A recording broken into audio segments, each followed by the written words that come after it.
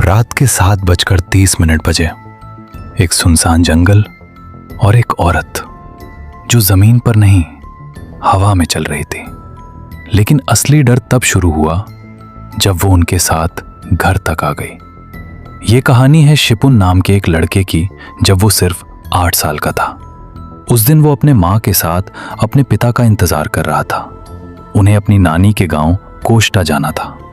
पापा ने कहा था 4 बजे तक आ जाऊंगा, लेकिन घड़ी 4 से 6 बज गई और पापा नहीं आए। आखिरकार पापा 7:30 बजे आए और तीनों बाइक से निकल पड़े। कुछ देर बाद उन्हें एक डाइवर्जन मिला, एक रास्ता हाईवे, दूसरा जंगल के अंदर से। पापा बोले जंगल से जाएंगे तो 30 मिनट में पहुंचेंगे।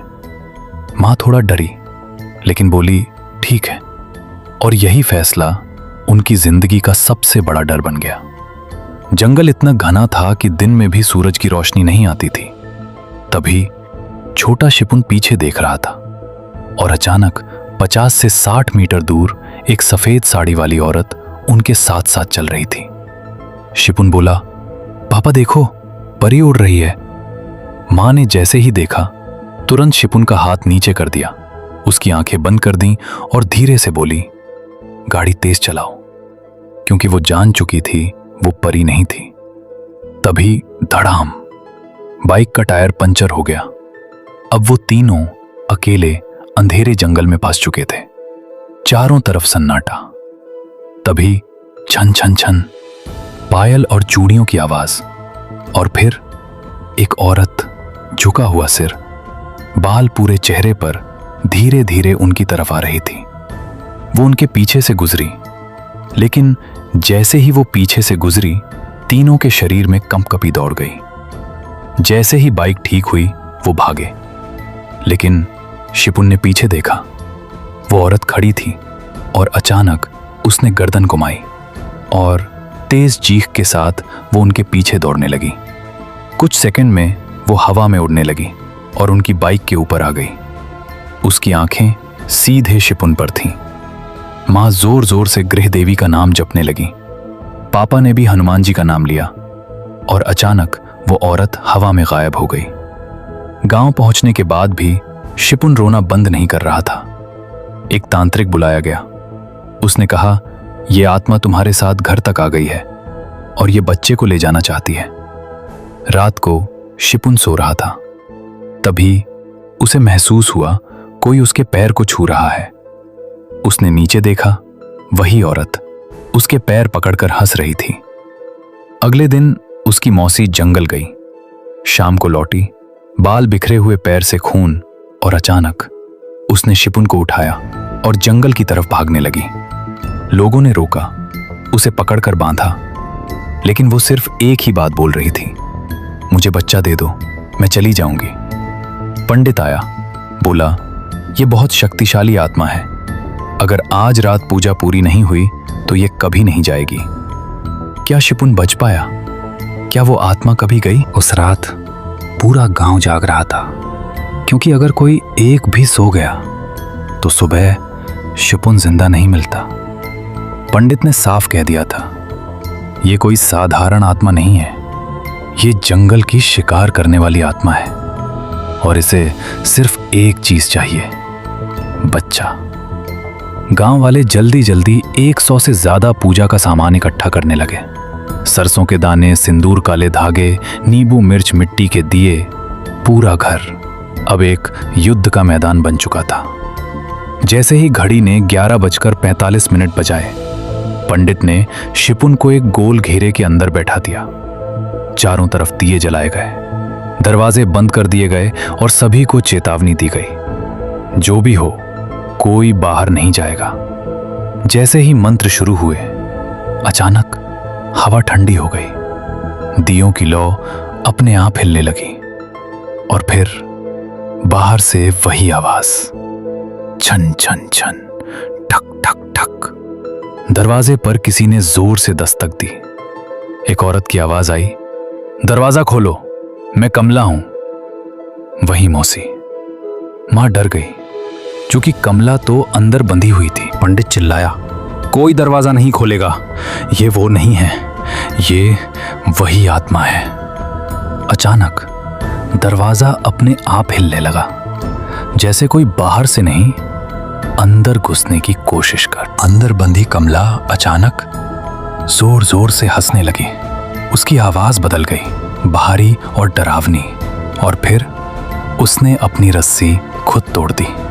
कमला अब आत्मा के कंट्रोल में धीरे धीरे शिपुन की तरफ बढ़ने लगी। उसकी आंखें पूरी सफेद हो चुकी थीं और वो सिर्फ एक ही बात बोल रही थी, मुझे बच्चा दे दो। पंडित ने मंत्र तेज कर दिए, सरसों के दाने फेंके, सिंदूर चारों तरफ डाला। जैसे ही दाने कमला पर गिरे, वो जमीन पर गिरकर जोर जोर से चिल्लाने लगी, और तभी पूरे घर की लाइट चली गई। अब सिर्फ दियों की हल्की रोशनी थी, और उस रोशनी में दीवार पर एक परछाई दिखी जो किसी इंसान की नहीं थी। धीरे धीरे वो परछाई दीवार से अलग हुई और सबके सामने आ गई। लंबा काला शरीर, उल्टे पैर और चेहरा पूरी तरह सड़ा हुआ, वही जंगल वाली औरत अब अपने असली रूप में थी। वो हवा में उठी, सीधे शिपुन की तरफ बढ़ी। शिपुन जोर जोर से रोने लगा। मां चिल्लाई, कोई मेरे बच्चे को बचाओ। पंडित ने एक आखिरी मंत्र पढ़ा और आग में कुछ विशेष चीजें डाली। अचानक आग तेज भड़क उठी और उसी रोशनी में आत्मा चीखने लगी, ये बच्चा मेरा है, मैं इसे लेकर जाऊंगी। पंडित ने एक काला धागा उठाया और शिपुन के हाथ में बांधते हुए बोला, जिस पल ये धागा टूटेगा वो वापस आएगी। आत्मा धीरे धीरे गायब हो गई। सबने राहत की सांस ली। सुबह जब शिपुन उठा, सब कुछ शांत था, लेकिन उसके हाथ में बंधा काला धागा अपने आप धीरे धीरे टूट रहा था। सुबह सब कुछ शांत था, लेकिन शिपुन के हाथ में बंधा काला धागा धीरे धीरे खुद ही टूट रहा था। और तभी पंडित की बात याद आई, जिस दिन यह धागा टूटेगा वो वापस आएगी और इस बार कोई नहीं बचा पाएगा।